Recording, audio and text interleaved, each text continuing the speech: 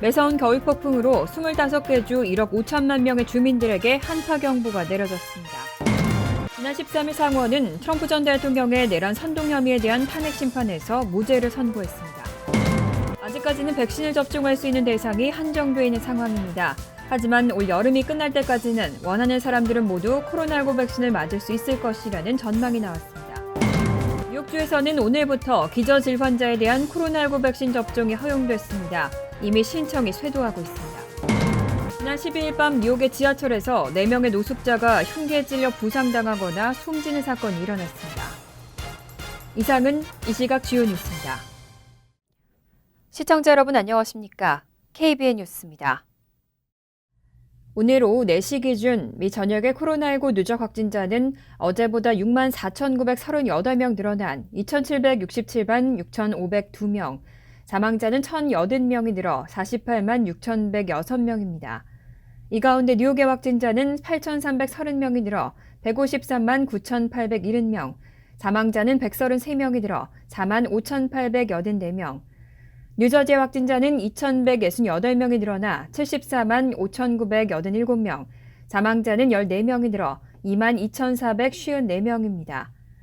한편 커네티컷의 확진자는 2,905명이 늘어 27만 242명, 사망자는 66명이 늘어 7,447명으로 집계됐습니다.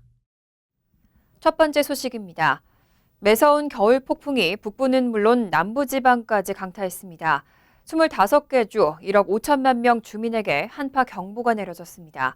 중부지방 기온은 역대 최저를 기록할 것으로 전망됐습니다.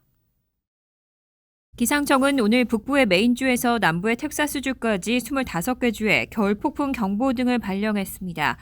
기상 전문가들은 북극권에서 뻗어내려온 강한 고기압의 영향으로 남부 텍사스와 루이지애나에도 한파주의보가 내려졌다면서 오클라호마 등 중부지방 기온은 역대 최저치를 기록할 것으로 예상했습니다. 기상청은 최소 1억 5천만 명이 한파의 영향권 아래 놓이게 됐다면서 이 중 5천만 명은 화씨 0도 아래의 혹한을 경험하게 될 것이라고 예보했습니다. 엘라베마, 오리건, 오클라호마, 캔자스, 켄터키, 미시시피, 텍사스 등 7개 주정부는 한파에 대비해 비상사태를 선포했습니다. 텍사스주는 겨울 폭풍에 전력 소비가 늘면서 260만 가구를 대상으로 긴급 순환 정전에 들어갔습니다. 폭살과 결빙 등 기상 여건 악화로 항공기 결항과 공항 폐쇄도 이어졌습니다. 항공기 추적 웹사이트 플라잇어웨어에 따르면 이날 오전 항공기 3천여 대의 운항이 중단됐고 휴스턴의 조지 부시 국제공항을 비롯해 텍사스주와 미시시피주의 공항 3곳이 문을 닫았습니다. 지난 13일 상원은 트럼프 전 대통령의 내란 선동 혐의에 대한 탄핵 심판에서 무죄를 선고했습니다.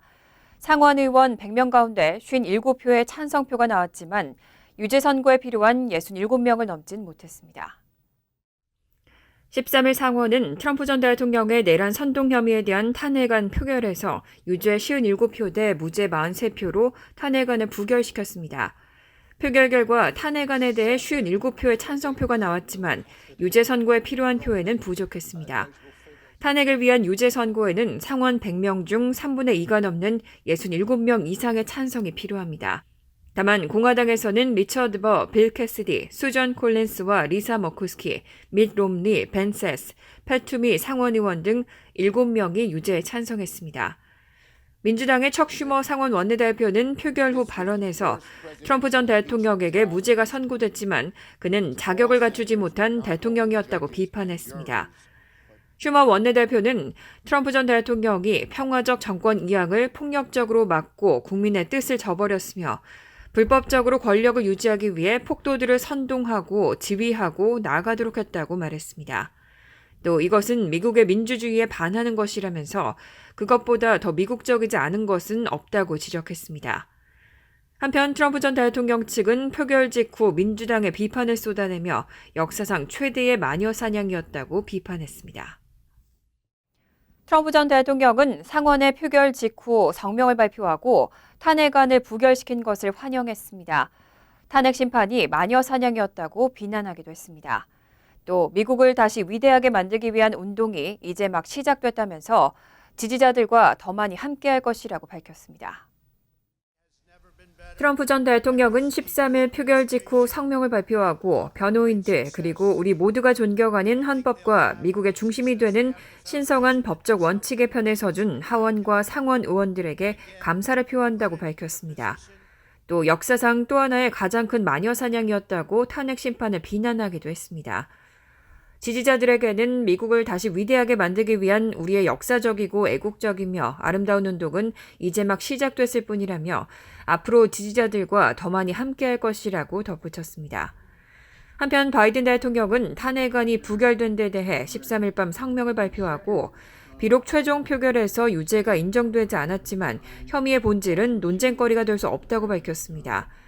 바이든 대통령은 미치 맥코널 상원 원내대표처럼 유죄 판결에 반대한 의원들조차 트럼프 전 대통령의 직무유기에 대해서는 유죄라고 보고 있다고 덧붙였습니다. 또 의회 폭력 사태 당시 의사당을 보호했던 이들과 폭동에 맞서다 목숨을 잃은 이들에 대해 생각한다며 이들이 민주주의를 지키기 위한 용기를 보여주었다고 전했습니다.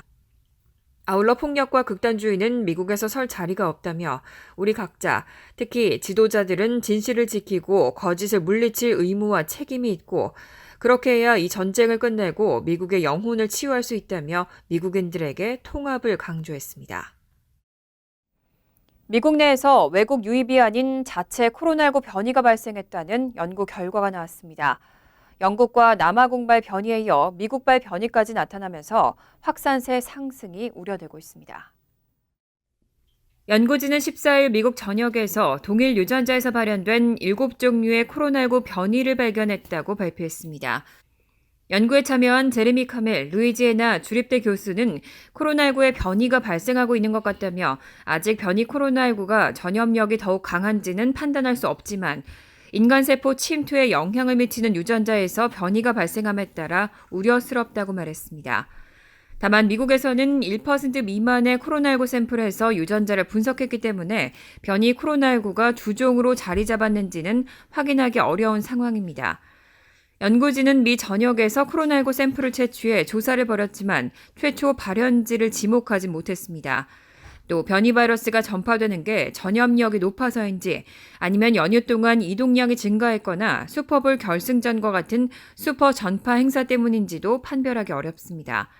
하지만 실제로 연구가 진행될수록 변이 바이러스는 위협적인 것으로 나타나고 있습니다. 질병통제예방센터는 3월께는 변이 코로나19가 주종으로 자리 잡으면서 신규 확진자와 사망자가 늘어날 것으로 전망했습니다. 학계에서는 코로나19의 변이가 인체에 쉽게 침투하도록 작용할 개연성이 있다고 보지만 일각에서는 바이러스의 침투 경로는 여전히 불명확하다고 반박하고 있는 상황입니다. 아직까지는 백신을 접종할 수 있는 대상이 한정돼 있는 상황입니다. 우선 접종 대상자라고 해도 백신을 맞기 쉽지 않은데요. 하지만 올 여름이 끝날 때까지는 원하는 사람들은 모두 코로나19 백신을 맞을 수 있을 것이라는 전망이 나왔습니다. 로시엘 월런스키 CDC 국장은 14일 폭스뉴스와의 인터뷰에서 여름이 끝날 무렵에는 자격이 있는 미국 인구 전체가 접종하기에 충분한 백신이 있을 것으로 예상한다고 말했습니다. 다만 월런스키 국장은 백신 접종에 대한 망설임이 가장 큰 우려라며 일단 충분한 백신이 확보되면 자신의 차례가 됐을 때 소매를 걷어올려 백신을 맞도록 확실히 할 필요가 있다고 덧붙였습니다. 한편 질병통제예방센터는 국내 항공기 탑승 전에 승객들에게 코로나19 진단검사를 하는 것을 권장하지 않기로 했습니다.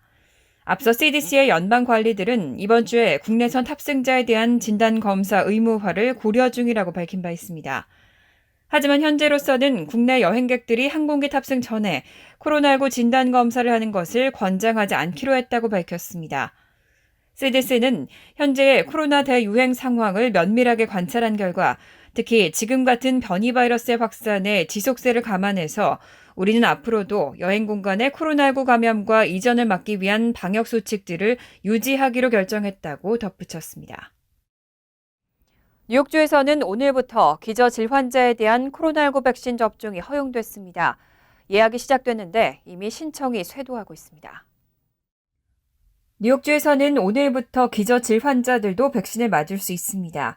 접종 예약이 시작되면서 예약자도 폭주하고 있습니다. 애초 뉴욕주는 보건의료 종사자와 65세 이상, 교사에게 접종을 진행해왔지만 오늘부터는 만성 질환이 있는 16세 이상이 대상에 추가되고 이에 따라 접종 대상자는 400만 명 늘었습니다.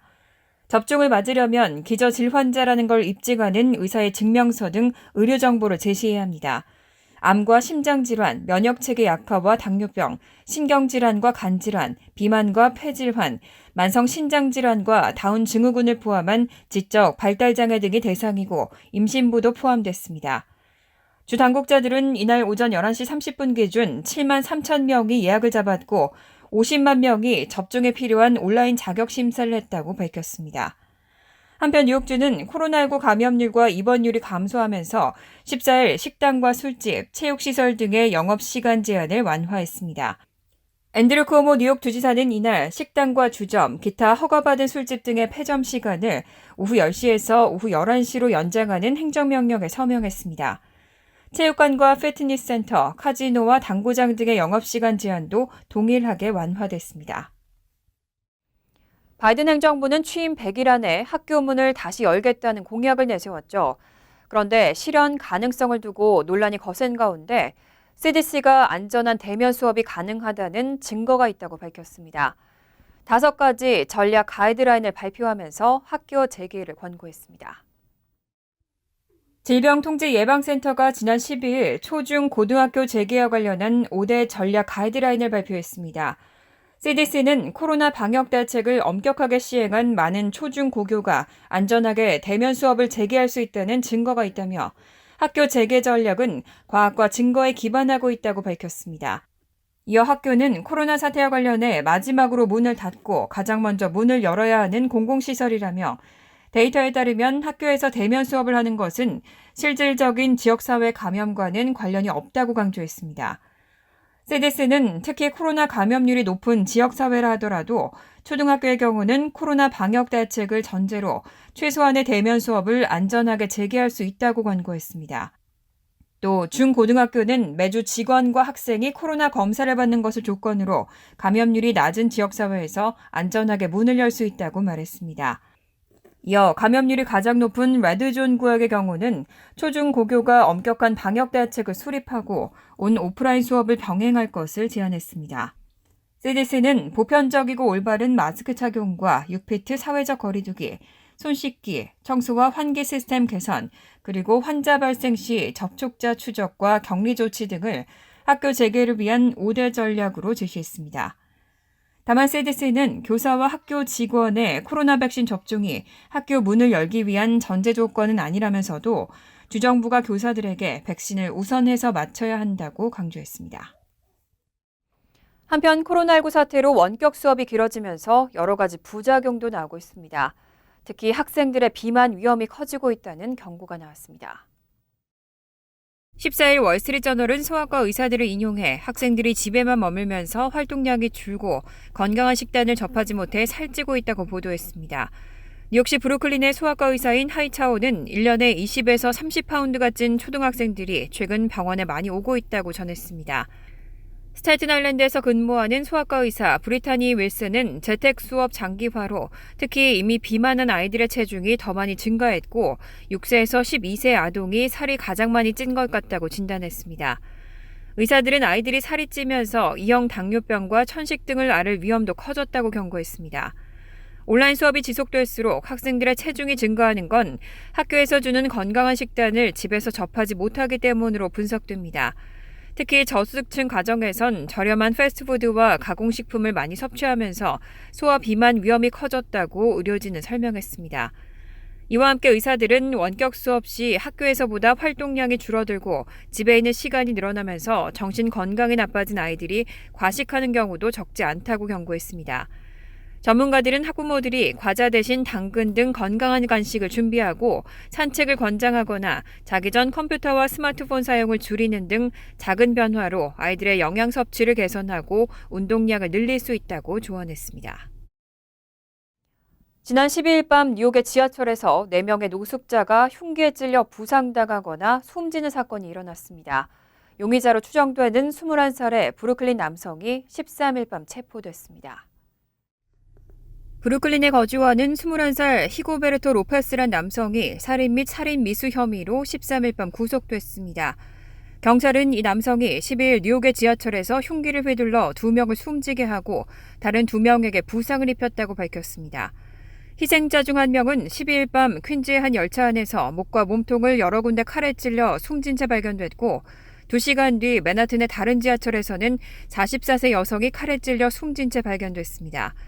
맨하튼에서는 이 밖에 67살의 노인과 43살의 남성 등 또 다른 2명이 칼에 찔리는 별도의 사건도 발생했습니다. 이들 2명은 생명은 유지했지만 큰 부상을 입었고 당국은 4명의 희생자 모두 노숙자인 것으로 보고 있습니다. 브라이언 맥기 뉴욕 경찰부국장은 13일 오후 6시 15분 4차례의 칼부림 중 3건이 발생한 맨하튼 북부 지역에서 순찰 중이던 경찰들이 용의자의 인상착의와 일치하는 로페스를 발견했다고 밝혔습니다. 맥기 부국장은 경찰관들이 로페스를 현지 경찰서로 끌고 가 조사했다며 로페스로부터 칼이 발견됐고 이 칼이 공격에 사용된 무기인지 여부를 확인하기 위해 분석이 이뤄지고 있다고 말했습니다. 경찰은 로페스가 4건의 칼부림 공격 모두를 저지른 것으로 보고 있습니다. 또 뉴욕 경찰은 다른 공격이 일어나는 것을 막기 위해 지하철에 500명의 경찰관을 추가로 배치하기로 했습니다.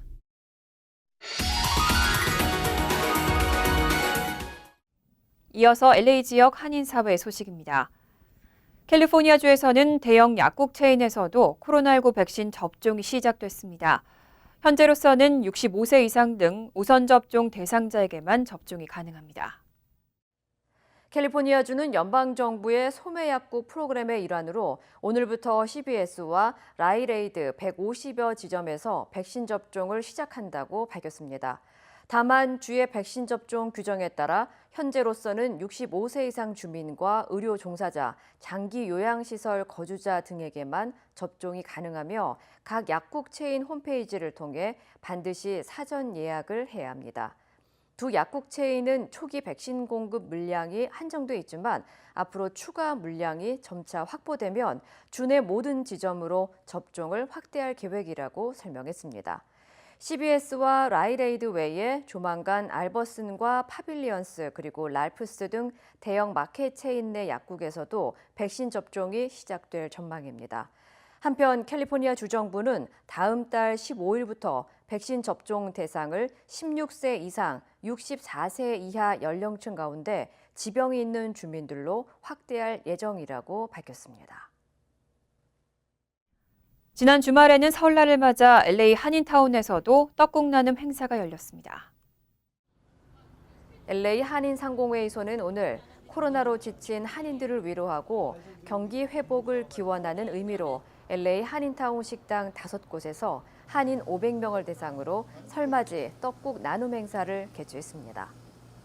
이것을 이렇게 행사를 하니까 많은 사람들이 조그만 거지만은 10몇 불짜리 떡국이고 그렇지만 많은 사람들이 위로를 받는 것 같아서 좋고요. 이런 걸로 인해서 한인타운 상권 살리기에 도움이 분명히 된다고 생각을 합니다. 한편 LA시 12지구 잔니 시의원도 설날을 맞아 오늘 오전 존 F 케네디 시니어 하이스쿨에서 1,500개의 설날 구디백 증정 행사를 진행했습니다. 간추린 소식입니다. 메트로폴리탄 교통공사는 현재 관리하고 있는 7개 교량과 2개 터널의 통행료를 오늘 4월부터 현재보다 7.1% 올리는 인상안을 오늘 18일 열리는 이사회에서 결정할 것이라고 발표했습니다. 관계자들은 이사회 승인이 확실할 것으로 예상하고 있는데 이렇게 되면 퀸즈 미드타운 터널, 베라자너 브릿지 등의 경우 이지패스는 $6 55센트, 현금 $10 17센트로 오릅니다. MTA는 통행료 인상으로 올해 $6,200만, 내년에는 $1억 1,600만 달러의 추가 수입을 올려 코로나19 사태로 인한 재정 적자를 일부 줄일 수 있을 것으로 기대하고 있습니다. 캐나다 정부가 코로나19 변이 바이러스 전파를 막기 위해 앞으로 모든 항공편 입국자를 대상으로 코로나19 검사를 의무적으로 시행하기로 했습니다. 또 검사 결과가 나오기까지 3일간 정부가 지정한 호텔에서 대기해야 하며 $1,500가 넘는 비용을 입국자가 부담하도록 했습니다. 구체적인 시행 시기는 아직 나오지 않았습니다. 뉴저지 주상원 주정부위원회는 뉴저지주 조기 투표 도입을 골자로 하는 법안을 만장일치로 통과시켰습니다. 법안에 따르면 조기투표소 운영 시간은 선거 종류에 따라 다르게 적용되는데 본선거의 경우 10일 전부터, 대선 예비선거는 6일 전부터, 대선이 아닌 예비선거는 4일 전부터 조기투표가 실시되며 선거일 2일 전까지 운영됩니다.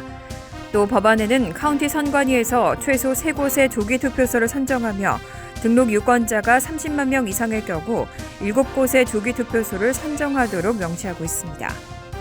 소셜미디어 등을 통해 쌓은 호감을 이용해 금품을 뜯어내는 범죄인 로맨스 스캠 피해액이 지난해 사상 최대를 기록했습니다.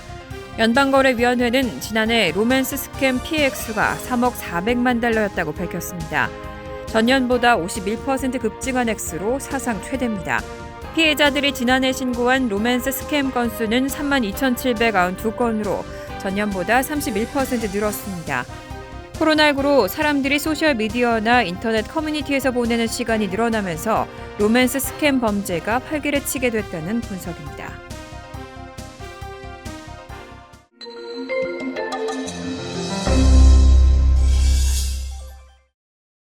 민권센터는 지난 11일 사무실에서 뉴욕 지역 신청 가정들에게 각 $1,000씩 렌트비 현금 지급을 완료했습니다. 이번 현금 지원은 총 지원 규모인 400가구의 2.5배에 달하는 1,000여 가구가 신청해 민권센터는 전화 설문조사 등을 토대로 수령 가구를 선정했습니다. 퀸즈 한인회는 지난 13일 설을 맞이해 400여 명이 드실 수 있는 4인 가족 기준 떡국떡 100봉투와 세정제 마스크 등을 퀸즈 한인들에게 나눠드리는 행사를 노던 156가 H마트 옆 하나은행 앞에서 가졌습니다. 퀸즈 YWCA에서는 지난 10일 회원 100명에게 떡국 선물 세트 나눔 행사가 있었습니다. 로고가 새겨진 가방에 떡국 세트와 휴대용 수저 세트, 수첩 볼펜 세트와 마스크, 손 세정제 등이 들어간 선물을 증정했습니다. 설날을 맞이해 주식회사 농심에서 뉴저지 한인상록회에 신라면 320개를 기증했습니다. 환율과 증권 소식입니다.